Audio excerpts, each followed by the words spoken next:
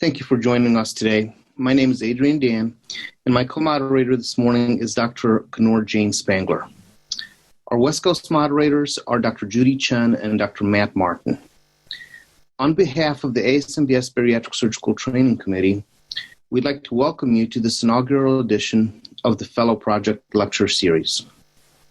The acronym FELLOW stands for Fellowship, Educational Lectures, and Learning Objectives Webinar.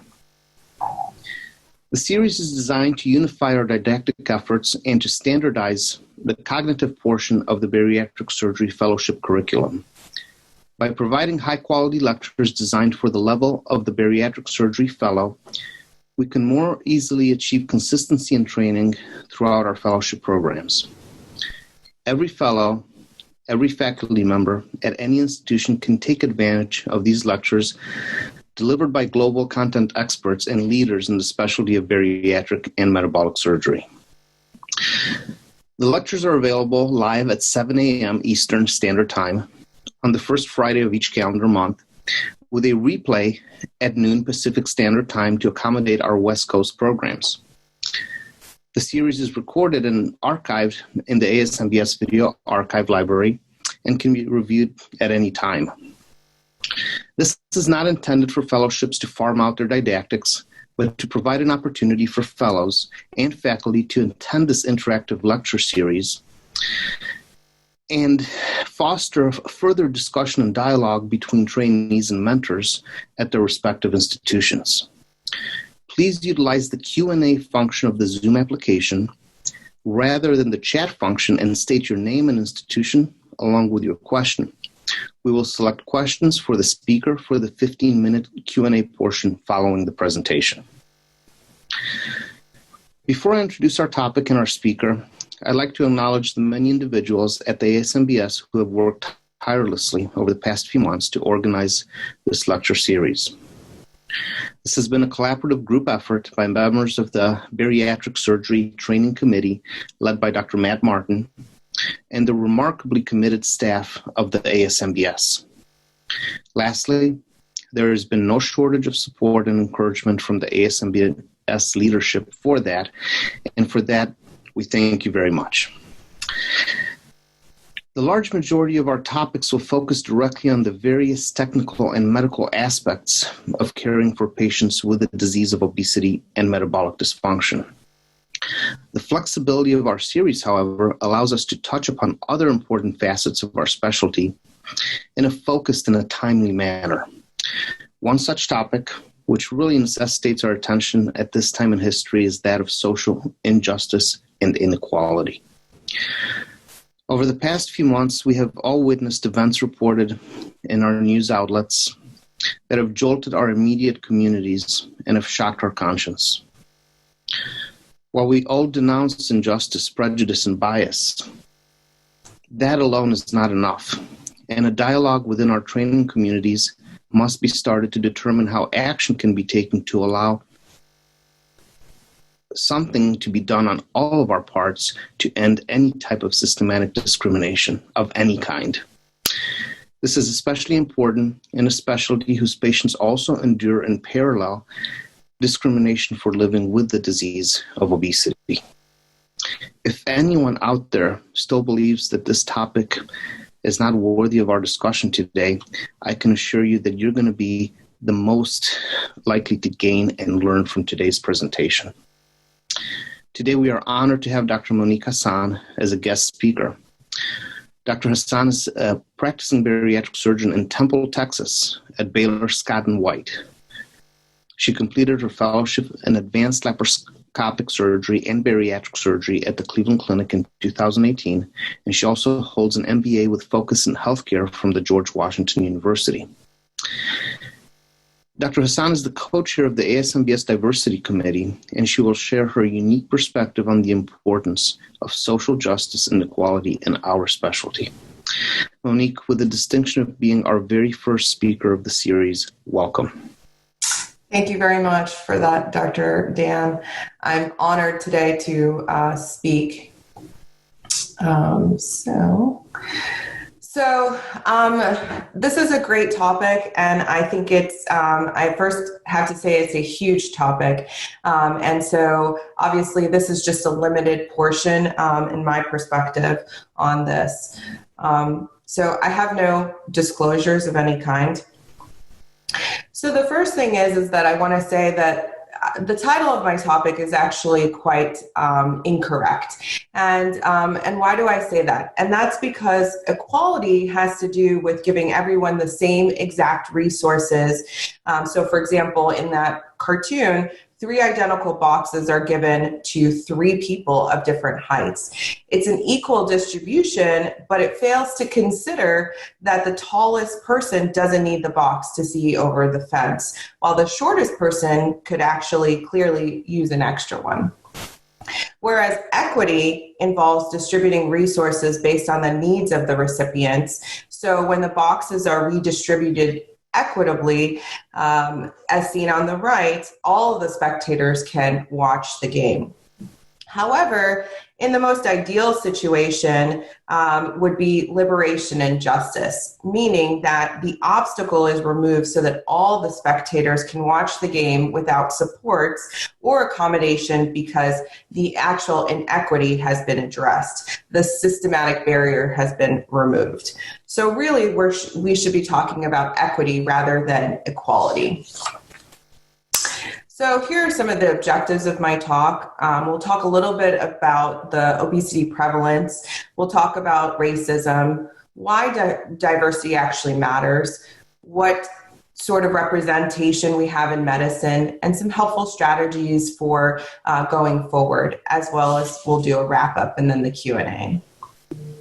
So as you know, obesity is an epidemic. Its prevalence has continued to rise. So in patients, in adults defined as a BMI greater than or equal to 30 has increased up to 42.4%. In terms of severe obesity, which is defined as BMI greater than or equal to 40, that's actually increased over the past 10 years up to 9.2%. Obesity actually disproportionately affects ethnic minorities. The prevalence has actually risen up to 49.6% for the minority population. While Hispanic men and women are more at risk compared to white women and men, it is actually the Black women that have a higher risk for the health consequences of diabetes. And by those consequences, we know that those consequences are enormous. Hypertension, hyperlipidemia, type 2 diabetes, and most recently, COVID-19 and death. So I want you to meet a patient, and I want you to keep this person in mind as we go through our talk. This is IR. She is a 41-year-old female. She's got a 20-year history of obesity, has a BMI currently of 68, and has several weight-related comorbidities. She, in her social history of note, she does live alone. She is divorced, and she's currently disabled, and she's on Medicare. So in terms of her presenting to your office, she's definitely interested in a bariatric surgery consultation. So keep her in mind as we go through this talk.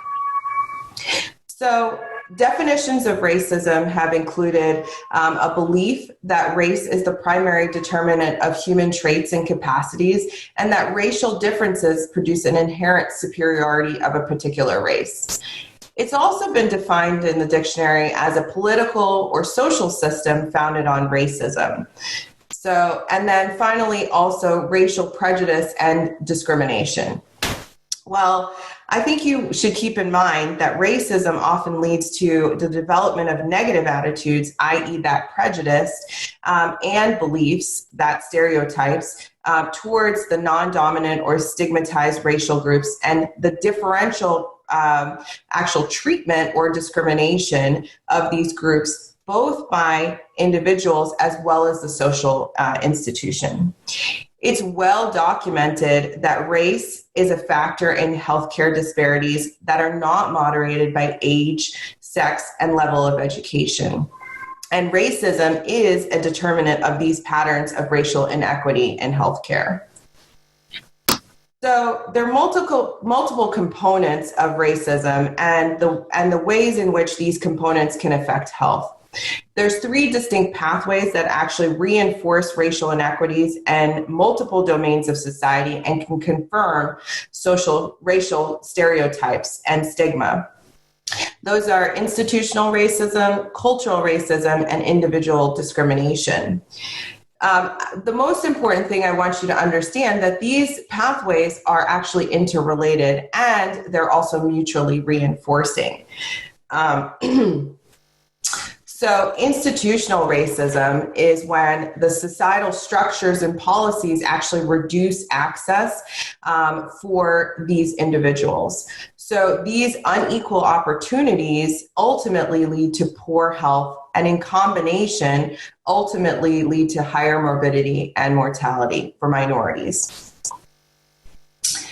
Socioeconomic status, whether it's measured by income, education, occupational status, or wealth, is a strong predictor of variations in health and has often been viewed as a driver of these racial inequities in healthcare. Poverty is a prime predictor of lacking basic human essentials, including adequate clean water, nutrition, healthcare, education, clothing, and shelter. And as you can see, African Americans are the poorest ethnic group in the United States. They have the lowest median household income in the United States for the past 50 years. And if you look in 2018, that number measured $41,361, compared to $63,179 for all races. And as you note, although the actual income for African Americans actually peaked in 2000, but it's been declining ever since. And poverty is highly correlated with poor health outcomes and increased morbidity or mortality. Heart disease, diabetes, obesity, COVID-19 are all prevalent in more poor individuals. Racial segregation is one example of an institutional mechanism of racism that adversely affects health in multiple ways. It means that African Americans are more likely to be steered towards high poverty neighborhoods, further contributing to the opportunity gap. Blacks and Hispanics who live in highly segregated and isolated neighborhoods have lower quality housing, higher concentrations of poverty, and less access to good jobs and education. And as a consequence, they experience greater stress and have a higher risk of illness and death. On top of that, the racial composition of the neighborhood influences the use of healthcare because it impacts the supply of healthcare providers. Fewer providers are located in minority neighborhoods because of lower provider reimbursement rates. And higher proportions of African Americans and Hispanics are covered by Medicaid and are actually uninsured. Also, African Americans and Hispanics have lower incomes, and therefore they're going to be less able to pay for services out of their own pocket. Access to healthy foods is a frequent problem in these poor African American communities. Food insecurity, which is defined by households that are uncertain of having or unable to acquire at some time during the year enough food to meet the needs of their members because they've had insufficient money or other resources for food. As you can see, Black households have high levels of food insecurity compared to whites. Food deserts, which are described as neighborhoods without easy access to supermarkets that sell fresh produce and other healthy foods. Areas where both minority and low-income groups are concentrated are more likely to contain food deserts, and access to supermarkets is even more limited.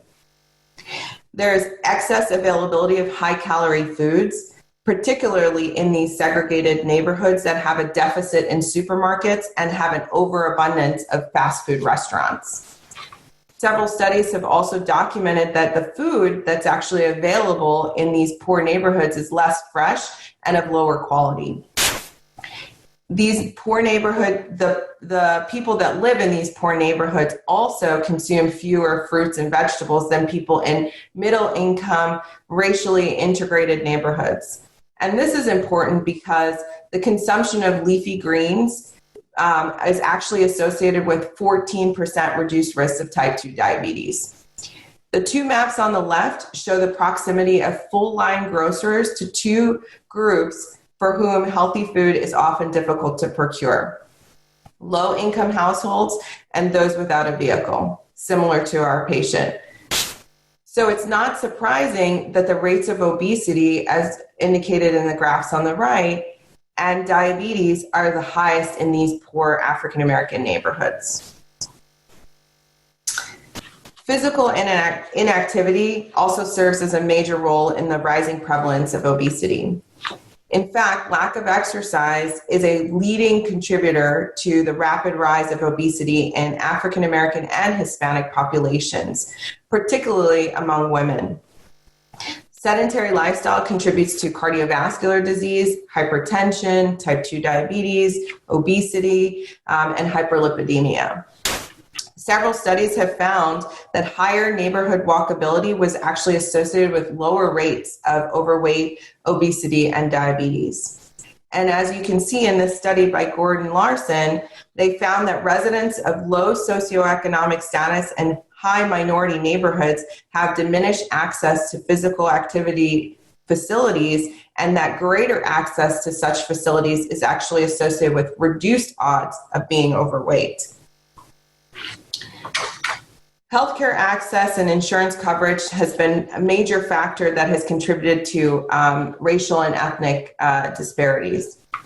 Historically, African Americans were significantly more likely to be uninsured compared to Caucasians. Since the implementation of the Patient Protection Affordable Care Act, whose aim was actually to increase the quality and affordability of care by increasing access to insurance, minorities have actually experienced large coverage gains, which has actually narrowed some of this longstanding racial and ethnic disparities in coverage. However, as you can see, in 2008, people of color still remain more likely to be uninsured compared to whites. Throughout the period from 2010 to 2018, Blacks remain 1.5 times more likely to be uninsured than whites. And the Hispanic uninsured rate remained 2.5 times higher than that rate of whites. So cultural racism is a concept that has been applied to prejudice and discrimination based on cultural differences between ethnic or racial groups.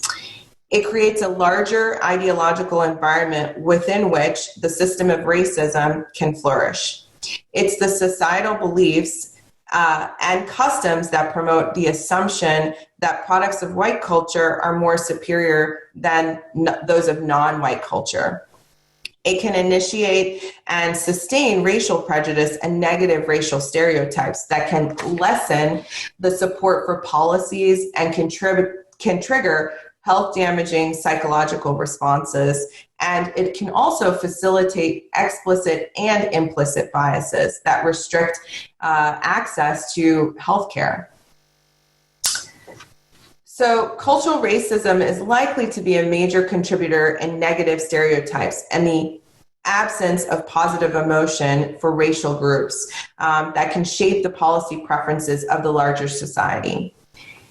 A 2003 report from the Institute of Medicine concluded that across virtually every therapeutic intervention, ranging from high technology procedures to the most basic form of diagnostic and treatment interventions, minorities receive fewer procedures and poorer quality medical care than white patients. Strikingly, this difference persisted even after the statistical adjustment for variations in health insurance, socioeconomic status, severity of disease, and the type of healthcare facility taken into account. Analyses of data of a sample of persons taking an implicit association test revealed that physicians have an implicit preference for whites over blacks. Similar to a pattern that's associated or found in the general population as well as in professional, such as lawyers and others with PhDs. Research reveals that high implicit bias scores among physicians is associated with biased treatment recommendations in the care of Black patients. In addition, provider implicit bias is also associated with poorer quality of patient-provider communication and lower patient evaluation of the quality of the medical encounter. And that includes your non-verbal behavior as well. So internalized racism, which is measured as the extent to which Blacks agree with racist stereotypes about Blacks, and the experience of the specific incidents of racial bias, is associated with higher levels of psychological stress, depression, anxiety, and multiple indicators of poor physical health. There are several studies that look at African Caribbean women and found that they have higher levels of internalized racism, and they're at increased risk for abdominal obesity and high glucose intolerance. This may be due to greater tendency towards a defeatist style of coping and dysregulation of cortisol. Therefore, individuals with high internalized racism may also be more likely to have higher levels of perceived stress, leading to increased risk for poor mental and physical health. So we know that bariatric surgery effectively treats patients with moderate and severe obesity. It markedly improves obesity-related comorbidities. The number of surgeries, as you can see in the ASMBS numbers, has been improving over the recent years. However, racial minorities, men, the socioeconomically disadvantaged, and those with higher illness burdens have lower utilization of bariatric surgery. In a study, they found that less Black males obtained a gastric bypass operation compared to either white or Hispanic males. So if it's known that the dietary restriction and weight loss are major drivers of improvement in glucose homeostasis after bariatric surgery, why are so few bariatric surgeries performed on minorities and those with higher illness burden? Well, several different ideas have been borne out in the literature.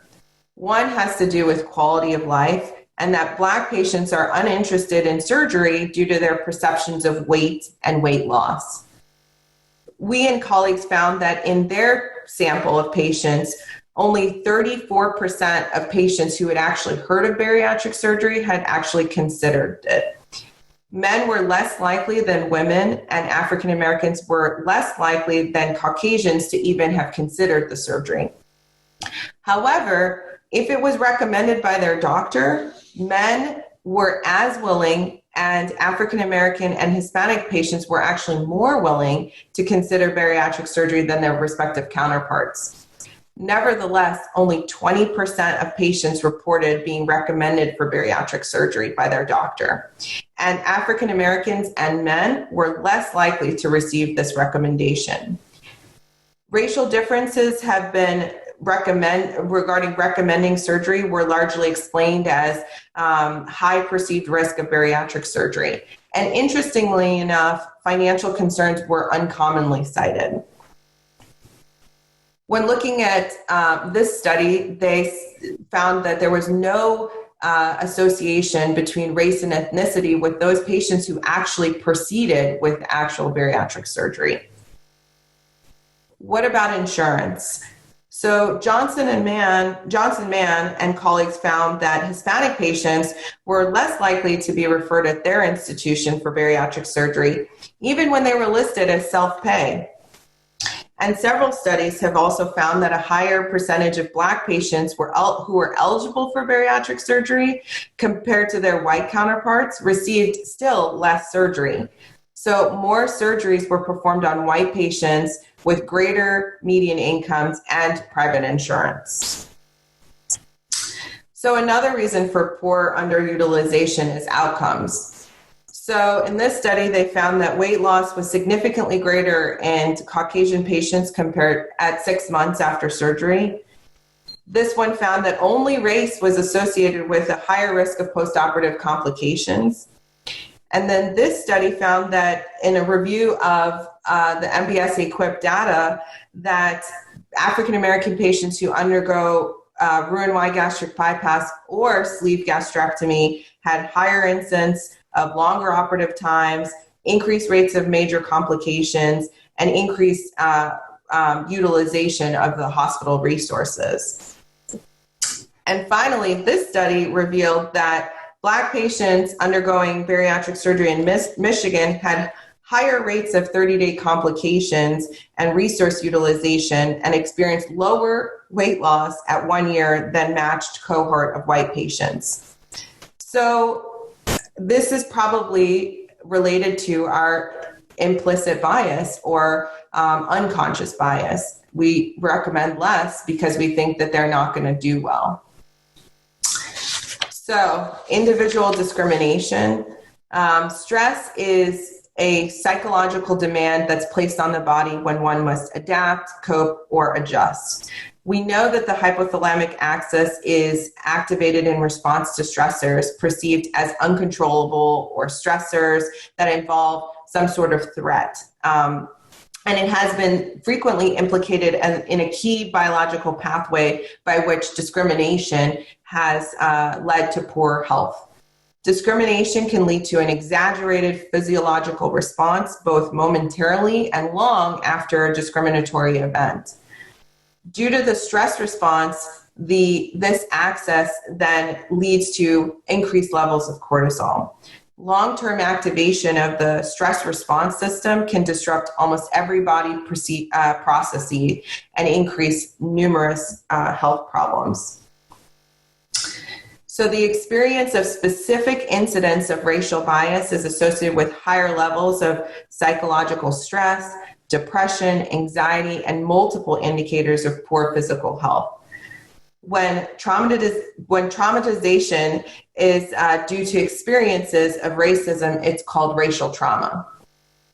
The deaths of George Floyd, Breonna Taylor, Ahmaud Arbery, and countless others on social media, everyday discrimination and microaggressions, such as being treated with less courtesy than others, being treated with less respect than others, receiving poorer service in a restaurant or in a hospital or in a doctor's office, seeing that Black Americans are dying of COVID-19 at 3.5 times the rate of their white counterparts, it takes a toll. This accumulation of these events tend to affect health. Research finds that persons who score higher on those kinds of experiences, if you follow them over time, you see more rapid development of coronary artery disease. And also in pregnant women who report high levels of discrimination, they give birth to babies who are lower birth weight. So increases in weight, BMI, visceral fat, all lead to metabolic syndrome. And it is this metabolic syndrome that can lead to insulin resistance and alterations in the indices of plasma glucose insulin homeostasis and lead to type 2 diabetes. Lewis and colleagues found that chronic everyday discrimination was associated with higher levels of visceral fat, which can lead to the development of type 2 diabetes.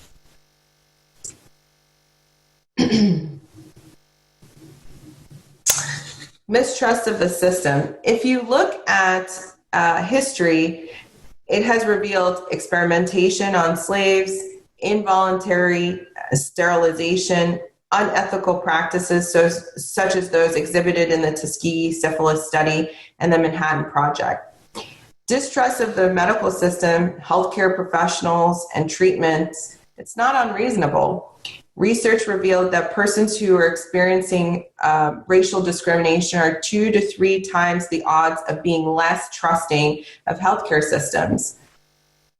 This study found that higher levels of medical mistrust are associated with reduced overall quality of life among Black and white men with prostate cancer. So higher levels of mistrust may have been found or is associated with failure to take medical advice, failure to keep follow-up appointments, and postponing of needed care. So obviously in a patient who's presenting to your clinic and is not doing what they're doing, it may be that they're mistrusting the system. So why does diversity matter? Well, if you look at the literature, Black patients do seem to do better when they see Black doctors. Those who have Black doctors receive 34% more preventative services. Patients brought up more issues. They were more likely to seek advice from Black doctors. And this is likely due to an increase in trust and communication. Results have indicated that Black patients consistently experience poor communication quality, information giving, patient participation, and participatory decision-making compared to white patients. Racial concordance was more clearly associated with better communication across all domains. Black respondents in this survey with Black physicians were more likely than those with non-Black physicians to rate their physicians as excellent and to report receiving preventative care and all the needed care that they needed during the previous year. Hispanics with Hispanic physicians were more likely than those with non-Hispanic physicians to be very satisfied with their healthcare overall. But there's a problem with this. In 2018, there were 52,777 applicants to medical school, with the majority of them being women. 8.4% of applicants were Black, and 6.2% were Hispanic. Over 20,000 of those applicants actually matriculated into medical school. And when you look at the active physician population, only 5% are Black and 5.8% are Hispanic. So we can't see everybody. And among those physicians who are an academic full-time position, only 3.6% are Black and 5.5% are Hispanic. And of note, non-white faculty had lower promotion rates compared to their white colleagues. So how can you help? Well, remember that diversity is an incredible asset to any healthcare organization. Leaders need to take an active role in mentoring students, residents, and junior faculty. We can't change the composition of medicine if we're not all represented. We should suggest that those underrepresented minorities for increasing roles and responsibilities for those who have been overlooked. We need to make our environments more inclusive and equity-minded for minorities by acknowledging the obstacles and removing the barriers. We also need to start speaking up against inappropriate comments, welcoming everybody by their proper name and title, learning to pronounce names, making certain that they're included in complex cases or important conversations, especially those concerning patient care. And we also need to be intentional about setting specific goals with regard to retention and promotion and recruitment by engaging our minority colleagues to help identify solutions to navigate over and around potential obstructions. Remember, our minority colleagues can help to assist in developing these processes and policies. So with regard to our patient, we want to make sure that we acknowledge the nature and extent of the racial inequities that are out there by asking those questions about food insecurity, what resources she has available. We want to build empathy and dispel the stereotypes. We need to check our implicit and explicit biases. Just because she's on Medicaid, that doesn't mean that she's not going to do all the things that she's supposed to do to succeed post-surgery. She just may need an extra step, an extra helping hand. We need to tailor our care to the cultural and context of each patient. We need to incorporate cultural specific attitudes and values in our care. And for our staff, our leaders need to provide training to increase cultural awareness, knowledge, and skills. Hospitals need to coordinate with community leaders to learn the availability of resources. We need to locate clinics in geographic areas that are easily accessible to our patients. We need to remove any of these obstacles that don't allow our patient to succeed. So here she is riding a bicycle for the first time in over 20 years and is now down to 211 pounds from 385. So in summary, remember, there are three major pathways that can link racism to inequities in society and health. They lead to less access to care and opportunities. Racism increases psychological stress and therefore increasing our rates of obesity, worsen mental and physical outcomes. We need to use and check our explicit and implicit bias when it comes to recommendation for bariatric surgery, because we need to change these low rates of bariatric surgery utilization. And remember that we need to change everything, but we can't change it unless we actually face it. Thank you. I'll take any questions. Thank you so much, Monique. That was an amazing presentation. We really appreciate it. We do have a few questions. The first comes from Matthew Burstein at the University of Buffalo. The bariatric standardized care pathways employed at the Cleveland Clinic and other institutions are likely an example of quality, not equity. Are there interventions you would add to the bariatric program that would better support minority and underrepresented patients?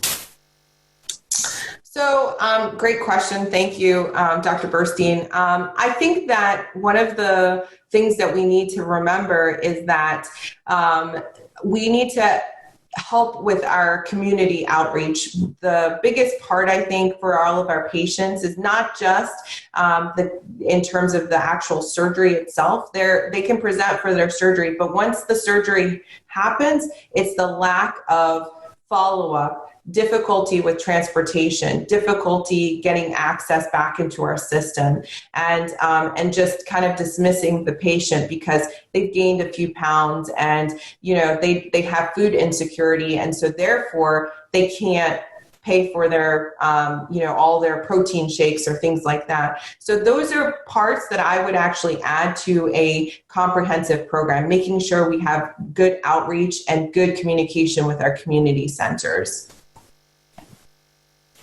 Thank you. Another question comes from Dr. Joe at Duke University. You talked about racial disparities in referral practice to bariatric surgery and also outcomes level disparities in post-surgical outcomes. He's wondering if there are any process-related disparities during surgical care that have been identified or something that we as surgeons can find to consciously act on to provide better care. That's a great question. Looking at the literature, there's not a lot of stuff outside of the referral. And once the surgery happens, there's not a lot of data. There's a lot of confounding factors with regards to the outcomes of surgery with our minority patients. A lot of the studies that I looked at didn't have any kind of, any reasoning for why the outcomes are so poor. They think maybe, again, they turn to blaming the patient. Well, they presented later with their disease, and so therefore that's why they had a higher complication rate. Their higher BMIs in some of the studies compared to the other patients, and so that's why they had higher complication rates. But I don't think that that's there, and I don't know.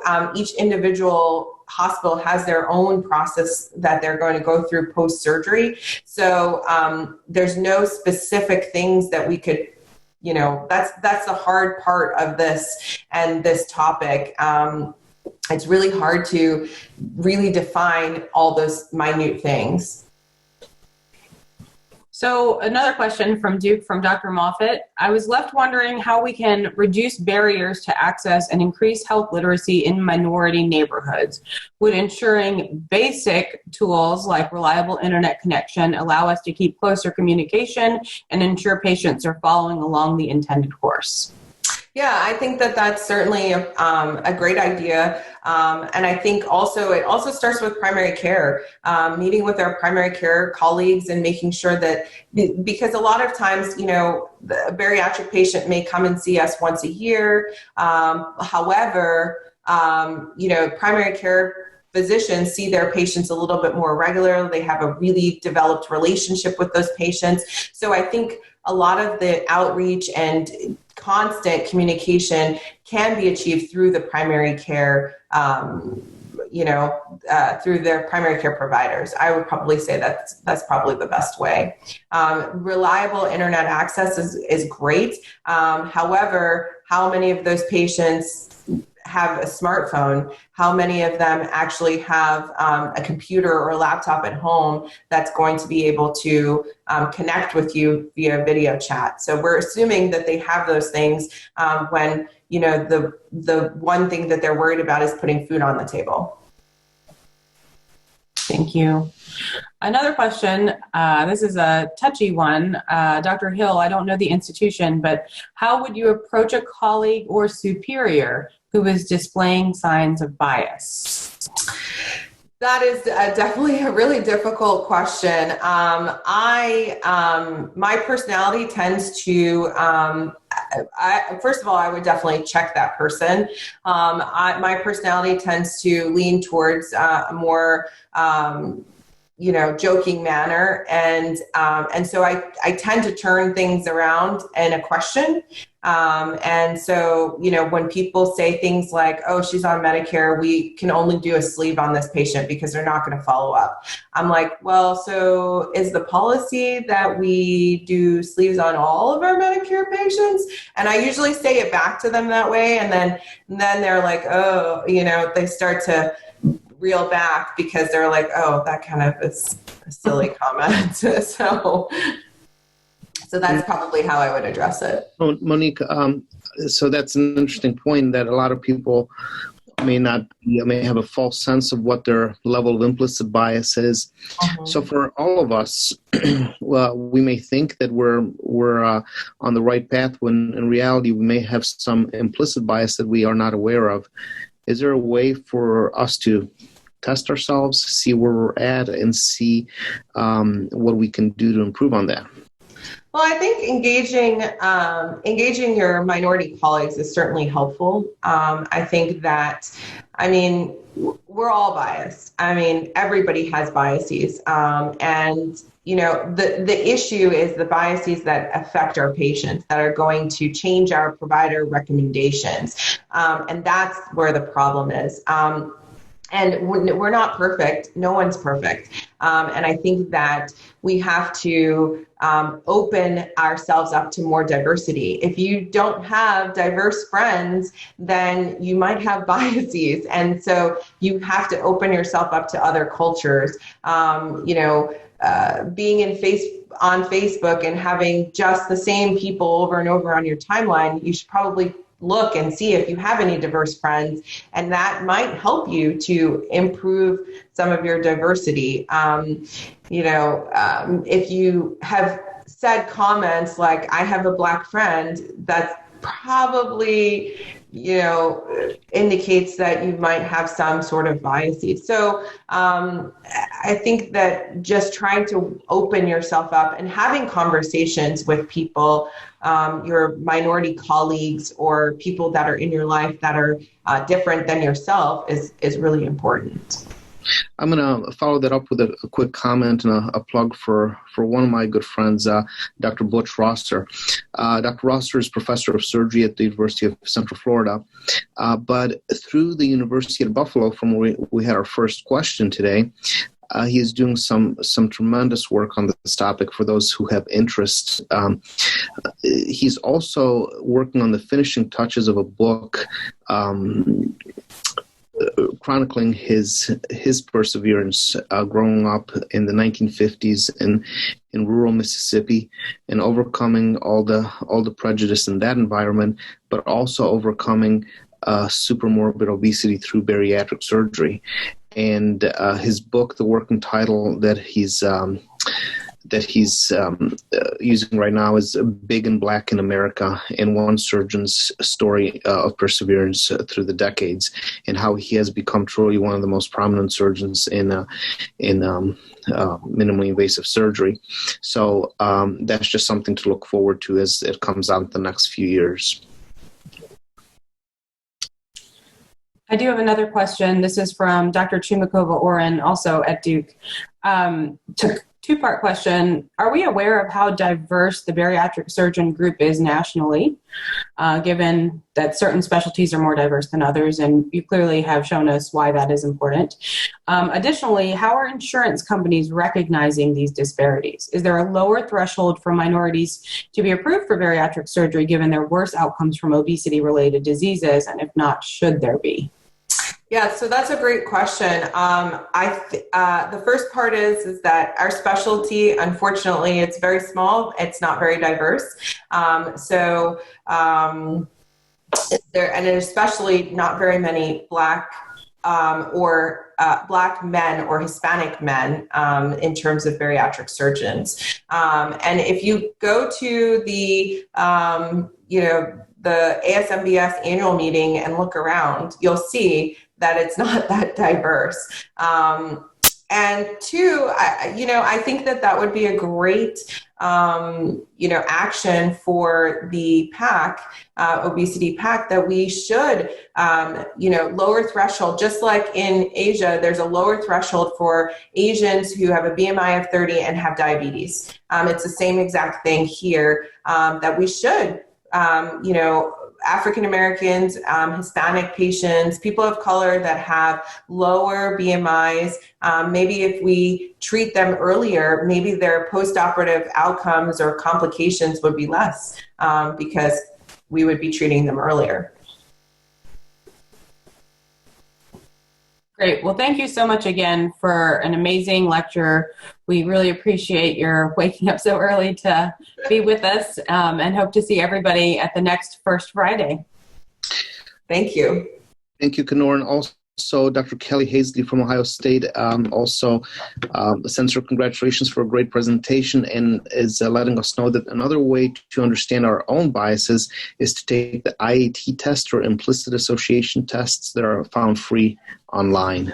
So with that, Dr. Hassan, I just want to say an outstanding presentation. We couldn't have had a better presentation or speaker to kick off this fellow project. And thank you to all our panelists and all our attendees for taking the time to join us this morning.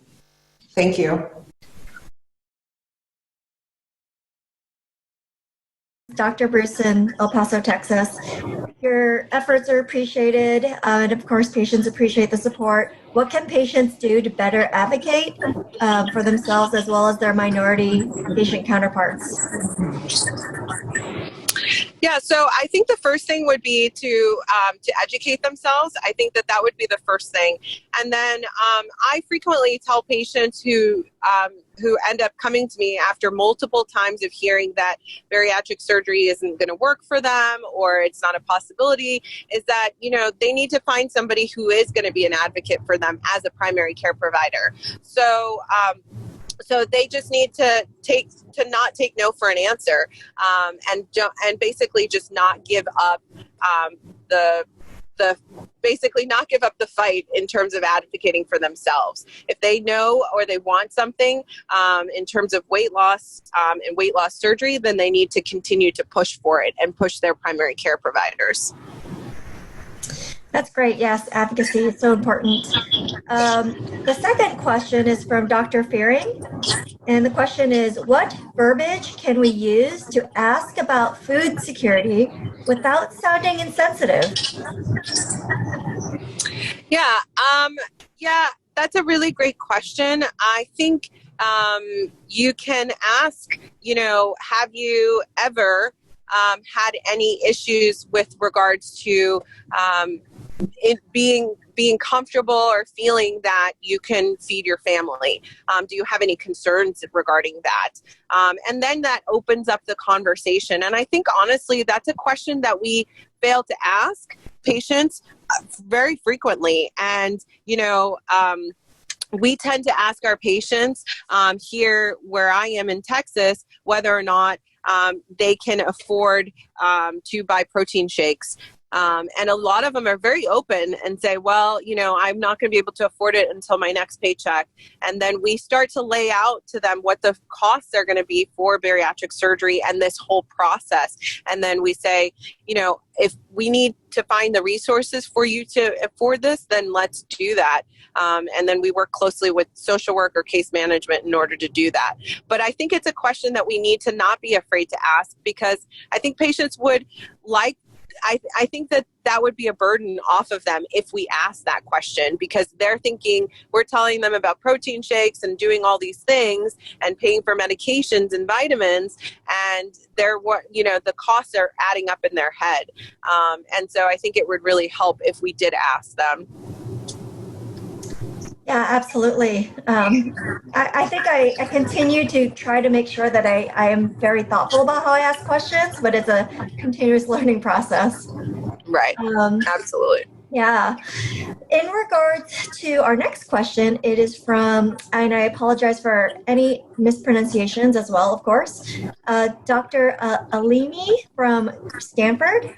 Their question is, in regards to low utilization, how can we as practitioners improve the utilization of bariatric surgery from the point of view of reaching out to primary care, as since those are some of the most direct touch points? Yeah, I think it's developing a relationship with primary care providers. I think so. When I started, we did a open house and started, going and talking with primary care providers and reaching out to them and sending messages to them. And then also, I think your actions with how you take care of each patient speak for themselves. And so if the patients are doing well, I think then the primary care providers are more likely to continue to send more patients.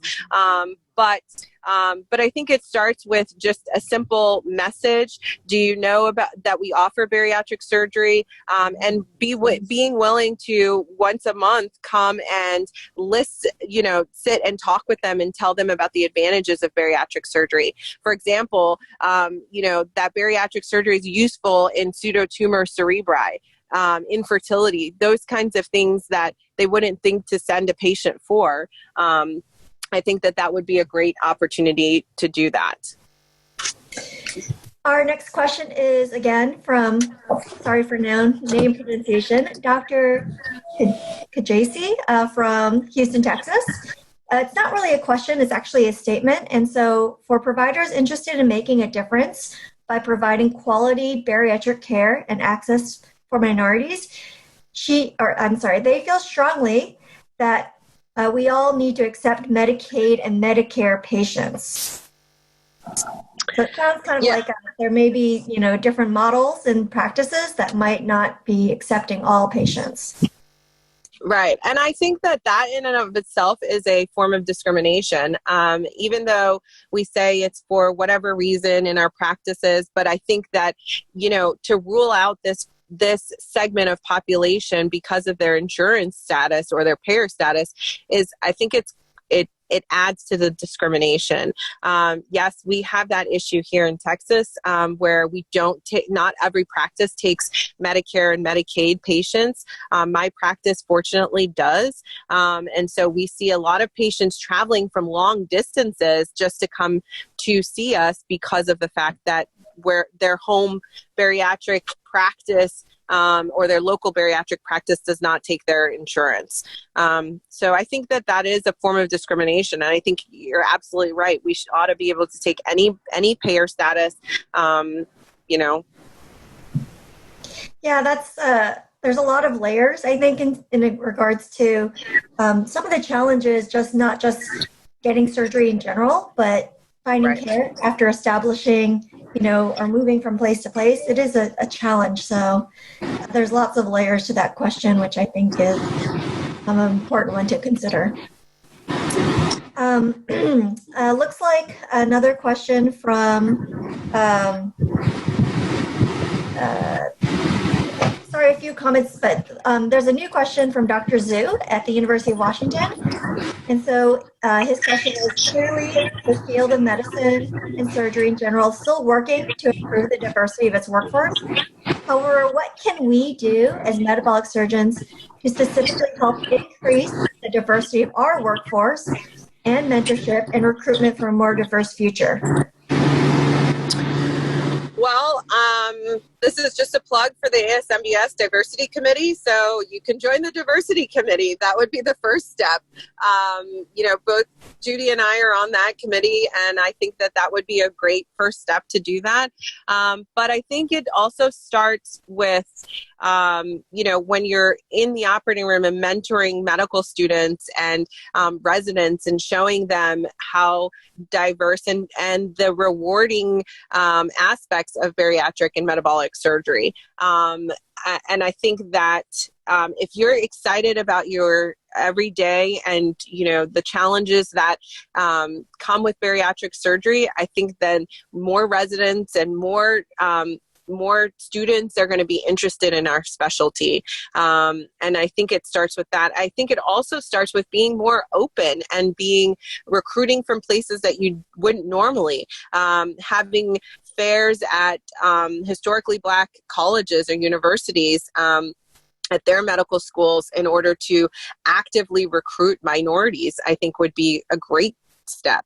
And a great way for recruitment and to see what's open. And I think it starts with just being open to that and having the conversation about it. That's great. So 2 comments. So I apologize. I believe that Victoria Bruce from El Paso, Texas is a patient ambassador.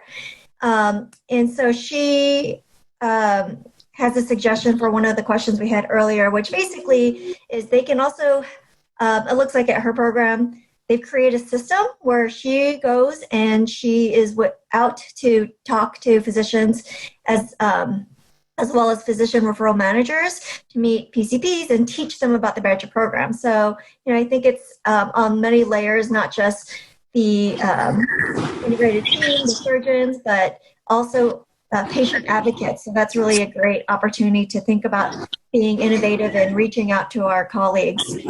Dr. Fearing, I think, had to leave, but she had a last comment about looking for coverage for bariatrics through the Affordable Care Act.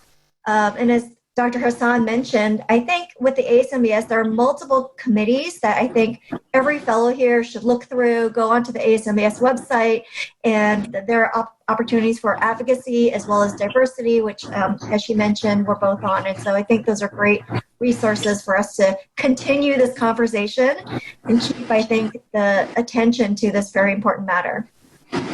Yeah, and also I think that the obesity PACs is really important. The ASMBS Foundation is really important in terms of advocating for not only just us as members, but for our patients and our community in order to help increase coverage and kind of force the Affordable Care Act to potentially cover bariatric surgery through national means.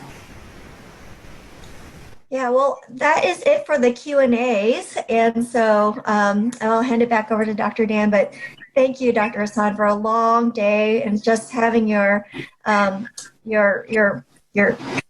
expertise and thoughts and the questions is really wonderful. Thank you. Thank you so much. Thank you, Monique. I can't even tell you how many emails and texts I've received today from the morning session, just applauding your excellent efforts and your excellent lecture. And with that, I'd like to say thank you to all the moderators, all the folks at the ASMBS that have worked so hard to get this together, all the members of the committee, and of course, all our participants. Thank you all. We're looking forward to seeing you September 4th.